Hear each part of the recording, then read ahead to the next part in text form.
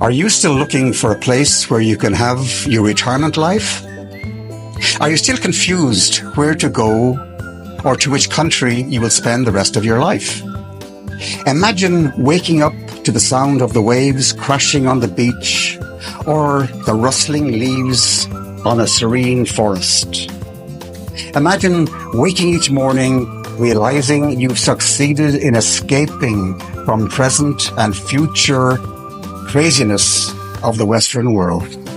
Imagine coming to live in a country where you will be warmly welcomed regardless of where you come from. Imagine living where $1 or euro has the purchasing power of 4 to 5 times what you're used to. Yep, you can live comfortably here for a fraction of what you are used to paying in your country.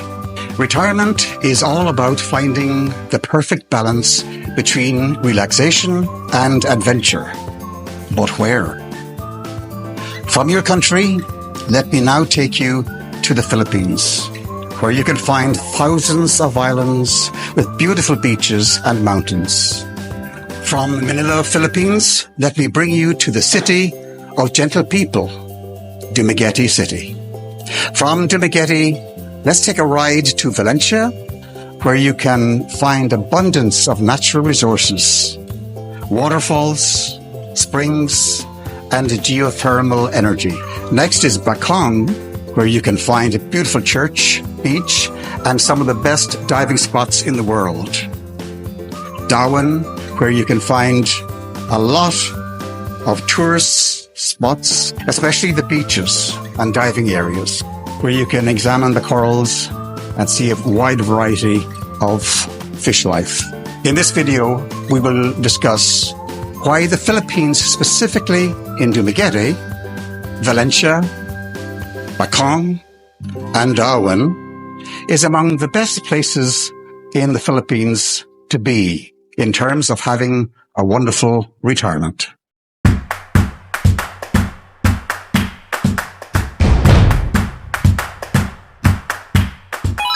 Hello, I'm Michael O'Riordan. Originally, I'm from Ireland, but I've been traveling the world for most of my life. And for the past 7 years, I've been living in the Dumaguete, Valencia area. I'm very surprised to be saying that to you because I'm a world traveler, and over my lifetime, I have lived in many countries in every inhabited continent. And I never thought I would be able to say that I finally have found a home. But that is what has happened to me in the Philippines, in this island of Negros Oriental. And I now have a place I call home. It may be an option that's suitable for you also. When I began Veritas Consulting Group with other expats several years ago, part of the reason was because we had made so many mistakes. We did not know what we were doing. We had been taken advantage of by some unscrupulous people. We had issues with women, quite frankly, that we were not able to deal with. And we had no resource to be able to find where we might be able to go for advice. So we began Veritas and we expanded the business to include all elements that impact expats and foreigners. Expats we define as foreigners who are living here. And in our business model and in these various programs that will be coming up, you will see us touching on every aspect of life as it impacts expats here and foreigners. The foreigners element is different because they have not yet arrived here, but we understand there is a tremendous amount of hesitance in terms of making that important decision to leave the old world, leave the old life, and come to live here. And we have recommendations on all of that as well, so that you will find after viewing these programs, you will have a comfort level that will allow you to be able to move towards making decisions that have the potential to change your life dramatically for the better. So, expats and current foreigners, we deal with everything that impacts you, and we hope to get feedback from you telling us perhaps about what we are not covering that is important to you, and ask us perhaps not to dwell on certain areas. So it's up to you to help us. We're here to serve you, and we look forward to doing so over the next year and beyond. Thank you very much. Hi everyone! We are back again for another video. This is Ella from Veritas Philippine Solutions and my co-presenter, Michael. Hi there. And we're going to start off on a very important topic we believe is very important to you, and that is the cost of living in the Philippines. I've been giving a lot of thought to this recently, and bear in mind I've been living here now for over 7 years. So I've seen trends come and go, but I've been amazed at the relatively modest cost of living that our expats, foreigners, experience here. You hear time and time again the statements that you can live in the Philippines on $500 a month, $1,000 a month, $1,500 a month, $2,000 a month, $2,500 a month or more. And that is very true depending on your lifestyle. And the expenses. Which would be incurred by the lifestyle you choose.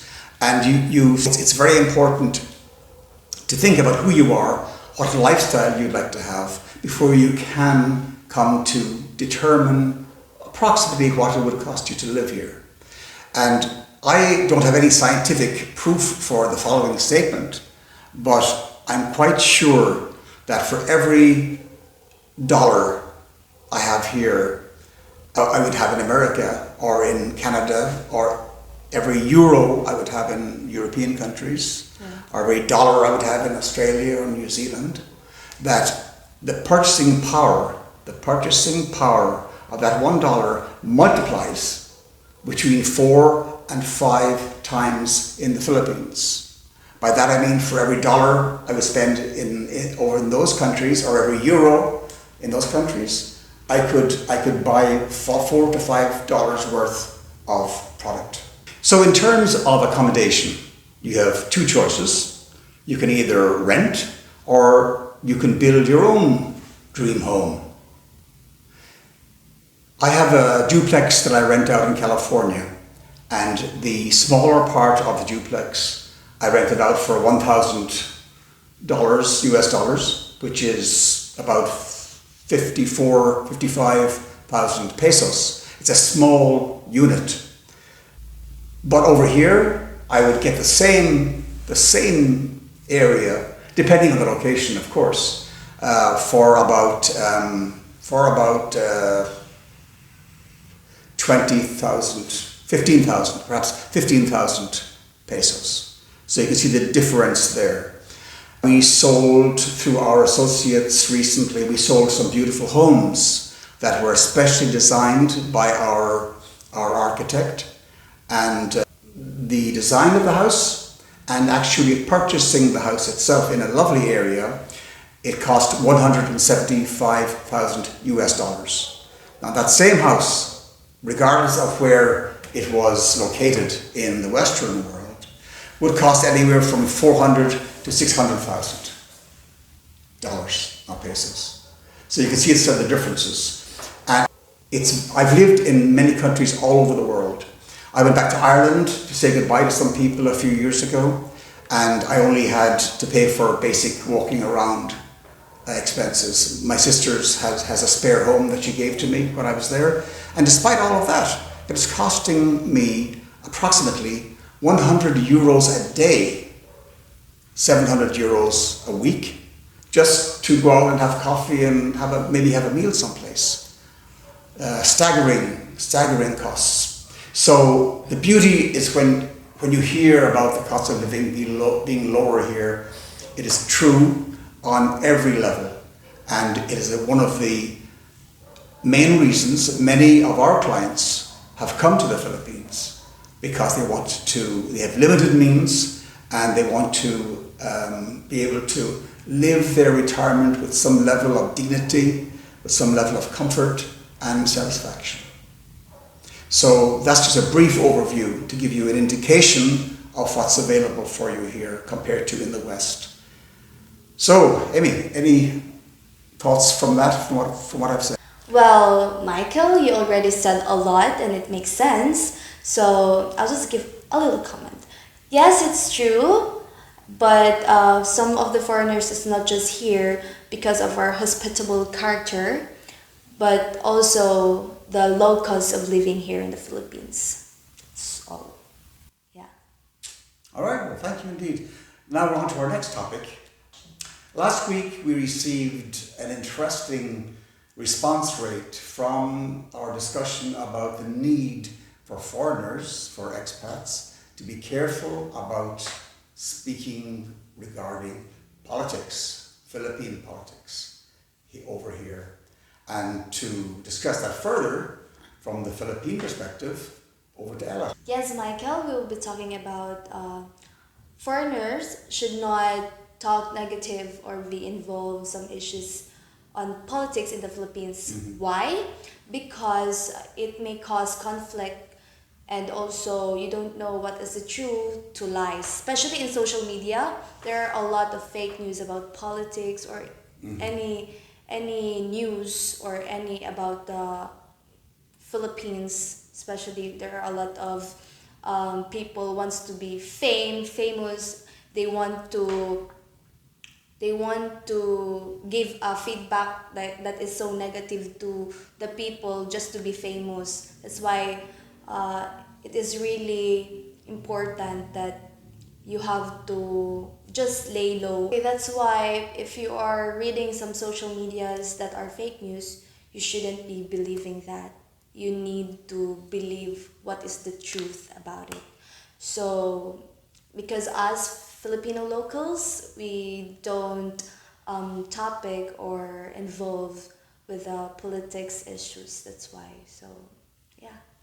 Excellent. Thank you, Emma. It's very important for you, for your overall well-being as a newly arrived foreigner.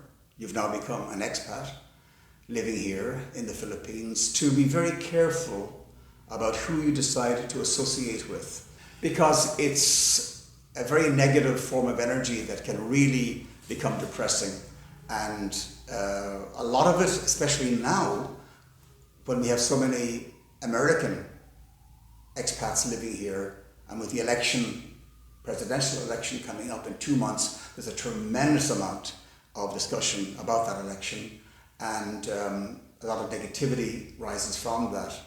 But beyond that, these same people, not too many, but enough to be meaningful groups, is that negative about life in the Philippines, negative about living here, negative about this, that, the other. Well, you know what?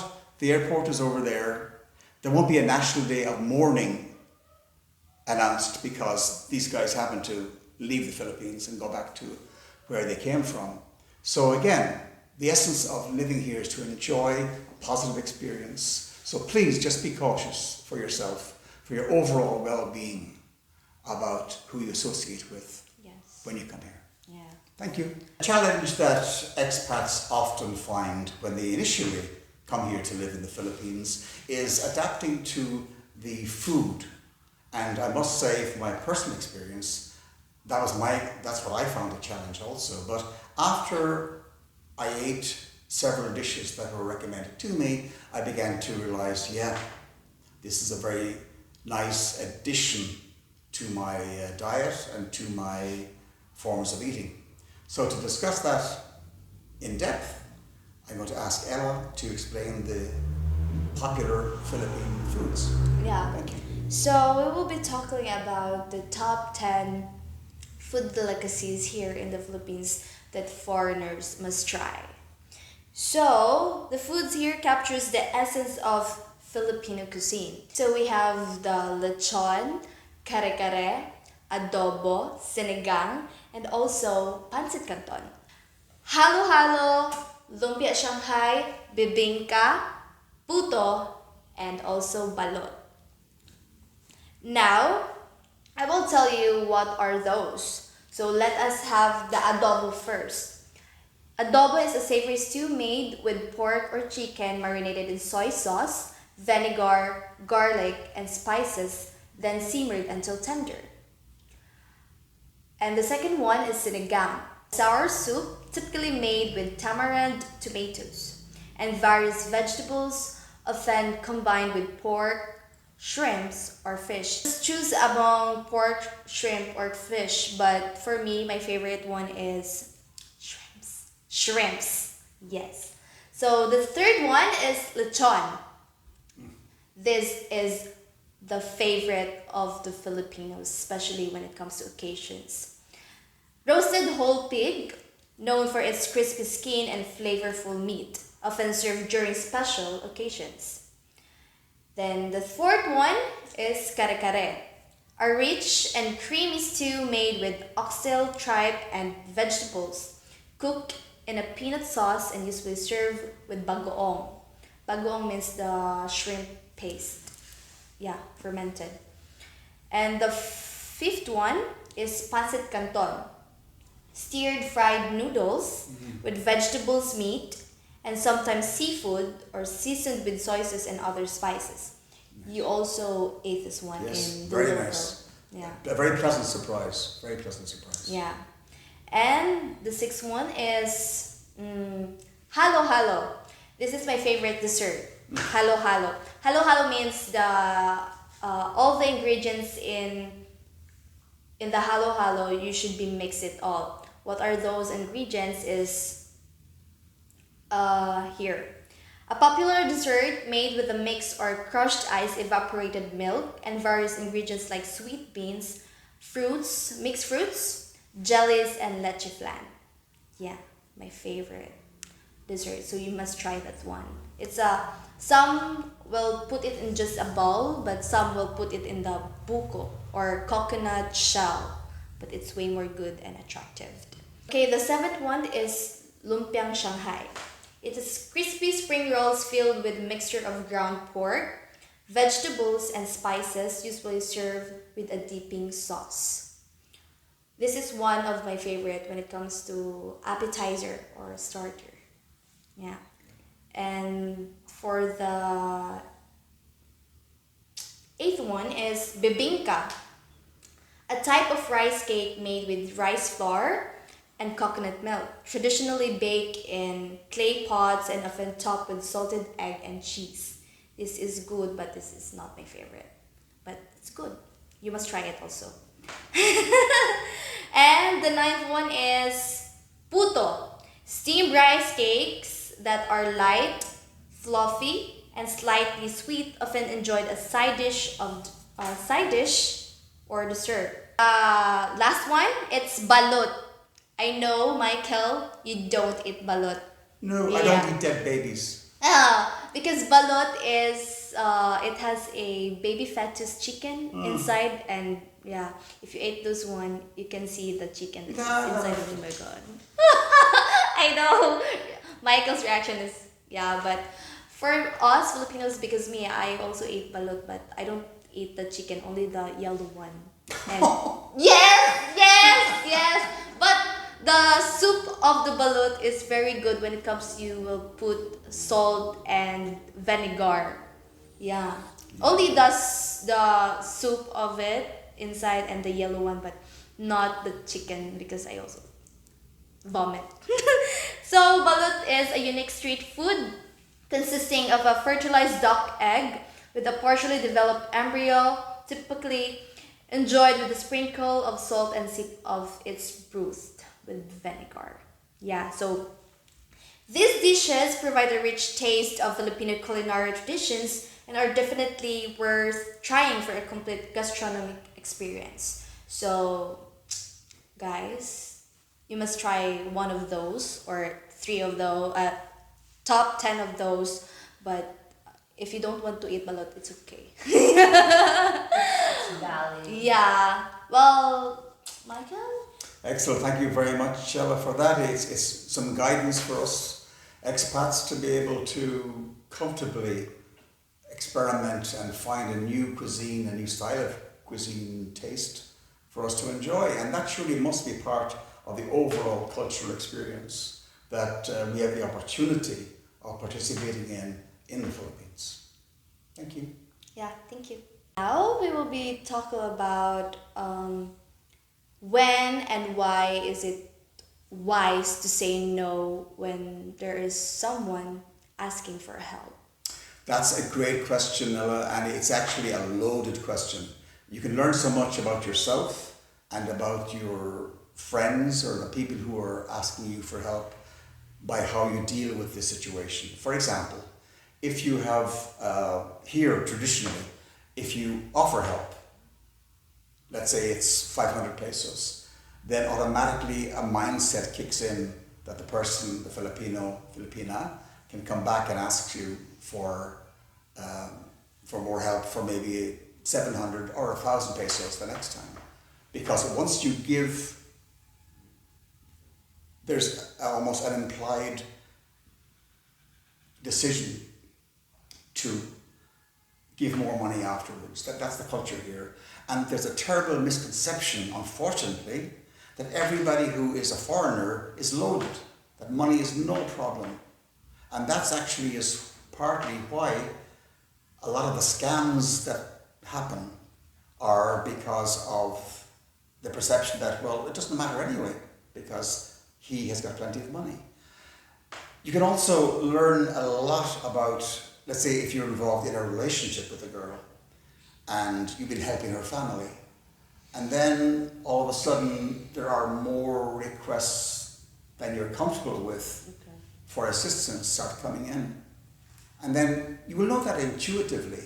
You're there and you're just observing and it begins to feel uncomfortable. In that moment, when it begins to feel uncomfortable, you need to arrive at a decision.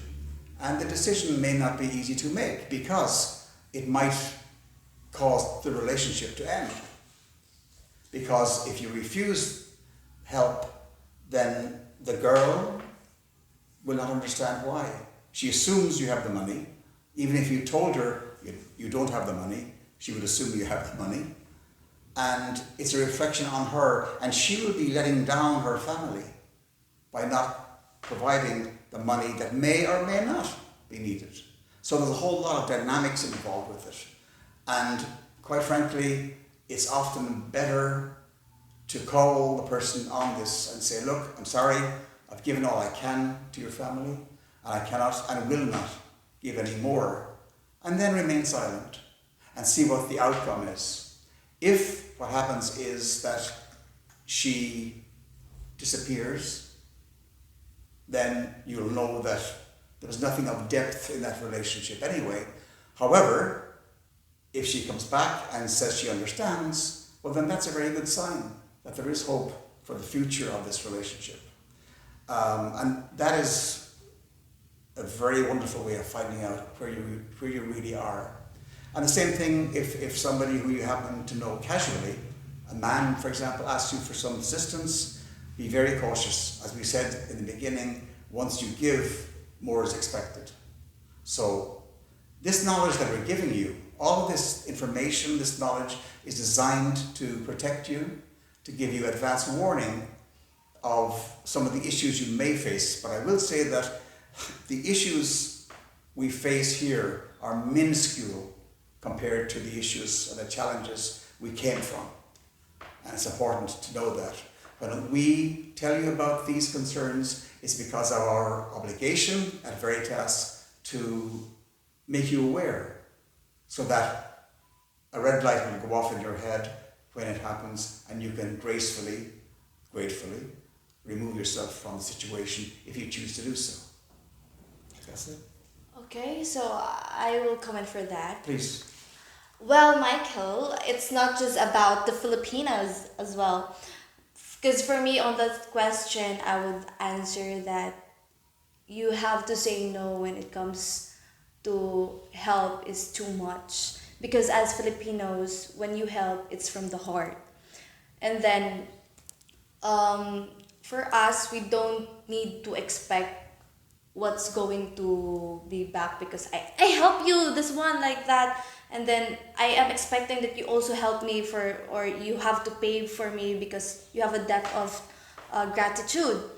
And then the example for saying no is especially some beggars like in the streets, that people beggars, you have to say no when it comes to, they said, I want money, please give me money to eat, because some of the beggars are cannot be trusted, because some will just spend it in drugs, spend it with illegal doings. That's why, so you have to say no when it comes, some of the beggars here on the streets keeps on asking you money. It's not all about the Filipinas or your friends asking you for help because of money.